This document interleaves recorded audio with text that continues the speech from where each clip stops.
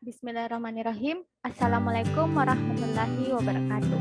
Perkenalkan, nama saya Nada Fahira dengan NIM H0411911075 dari kelas Andrologi A.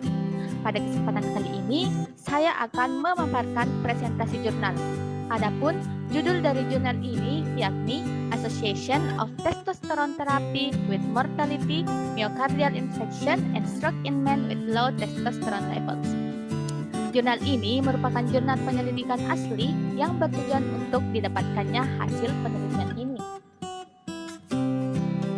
Jadi yang dibahas atau tujuan pada jurnal ini yakni mengetahui bagaimana kadar hormon testosteron pada pria dan cara menjaga agar kadar hormon testosteron dalam tubuh tetap normal, yakni dengan terapi testosteron. Adapun penulis dari jurnal ini yakni Rebecca Fijan dan kawan-kawan. Jumlah halamannya yakni dari halaman 1829 sampai 1836 dan merupakan jurnal pada tahun 2013 dengan volume 310 nomor 11. Baik, itulah tadi sedikit informasi mengenai jurnal ini. Selanjutnya kita melangkah ke pengantar yang berhubungan dengan isi pada jurnal ini. Apa itu hormon testosteron? Jadi hormon testosteron umumnya diidentikan dengan pria. Hormon ini lebih banyak dikenal oleh masyarakat umum sebagai hormon yang memengaruhi libido, pembentukan massa otot, ketahanan tingkat energi, hingga perubahan karakteristik seks sekunder pada pria saat puber. Hormon testosteron bertanggung jawab mulai dari kinerja seksual hingga kesehatan tulang dan otot. Pada pria, hormon inilah yang memunculkan karakteristik fisik pada masa pubertas.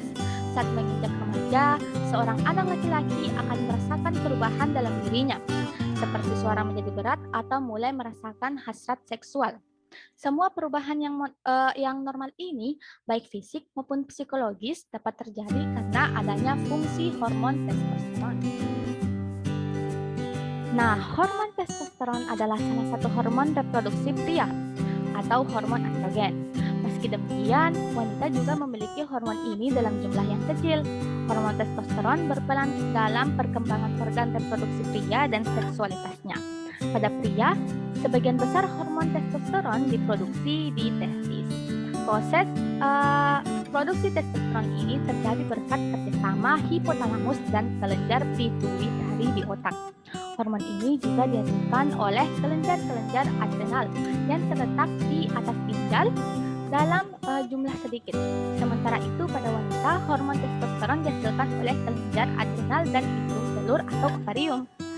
Tak salah bila banyak orang menyebut hormon testosteron adalah hormon seks pria, sebab salah satu fungsi testosteron ini memang untuk reproduksi dan seksualitas laki. Tanpa hormon ini, pria akan mengalami gangguan reproduksi, termasuk jumlah sperma yang sedikit. Berbicara tentang hormon testosteron, kadar hormon testosteron dalam tubuh pria normalnya berkisar antara 250 sampai 1100 nanogram per desiliter dengan kadar rata-rata 680 nanogram per desiliter. Ada pula penelitian yang menunjukkan bahwa kadar hormon testosteron yang optimal untuk pria berkisar 400 sampai 600 nanogram per desiliter. Hormon ini meningkat selama masa pubertas dan mencapai puncaknya sekitar ketika pria berusia sekitar 20 tahun. Setelah berusia 30 tahun ke atas, kadar hormon ini akan berkurang sekitar 1% tiap tahunnya. Jadi ketika pria mencapai usia 65 tahun lebih, kadar hormon testosteron normal mereka bisa berkisar antara 300 sampai 450 nanogram per desiliter. Hormon testosteron bisa saja berkurang, bisa pula berlebihan. Menurutnya, kadar hormon testosteron sebenarnya merupakan kondisi alamiah seiring menuanya usia pria. Selain faktor penuaan, rendahnya hormon testosteron juga dapat dipicu oleh kondisi hipogonadisme. Pada kondisi tersebut, testis memproduksi terlalu sedikit hormon testosteron. Di sisi lain, ada pula pria atau wanita yang memiliki kadar hormon testosteron di atas angka normal. Berdasarkan pernyataan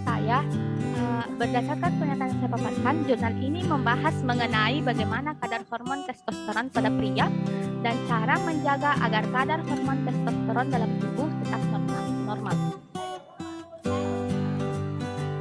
Itulah tadi pengantar mengenai jurnal ini. Selanjutnya kita melangkah ke metode penelitian. Adapun metode penelitiannya yakni menggunakan program CHAT, yakni Clinical Assessment Reporting and Tracking, atau dalam bahasa Indonesia pelaporan dan pelacakan penilaian klinis. Program CHAT merupakan program yang menggunakan aplikasi perangkat lunak yang khusus guna mengumpulkan data pasien, sehingga apabila data pasien telah diketahui dan terpenuhi, maka bisa dilakukan terapi testosteron. Selanjutnya yakni hasil penelitian. Pada jurnal menjelaskan bahwa dari 8.709 pria dengan kadar testosteron total lebih rendah dari 300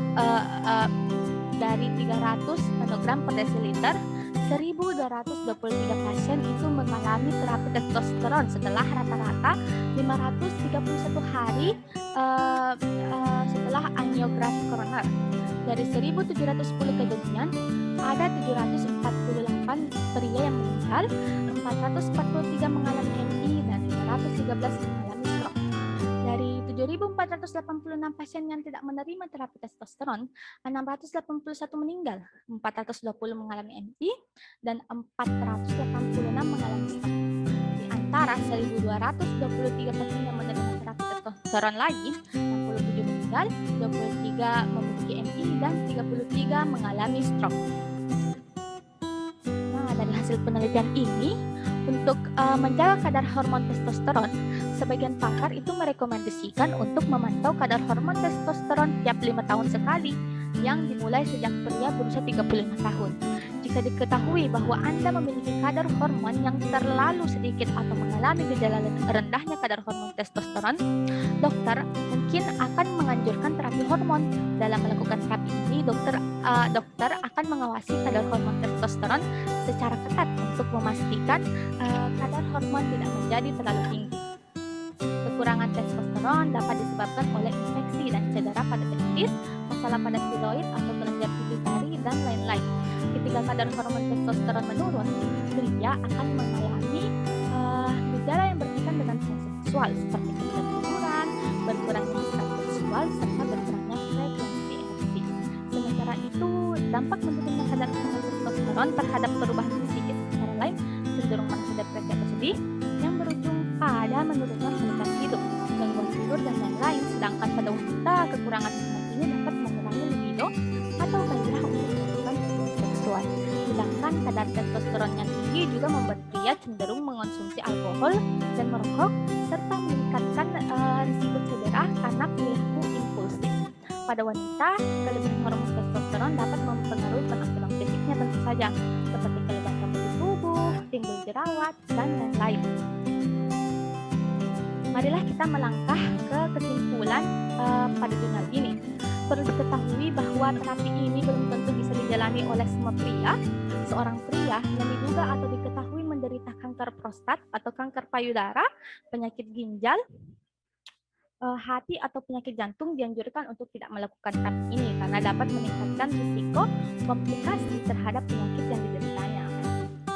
Sedangkan pada wanita, perawatan agar testosteron tetap normal tergantung pada penyebabnya.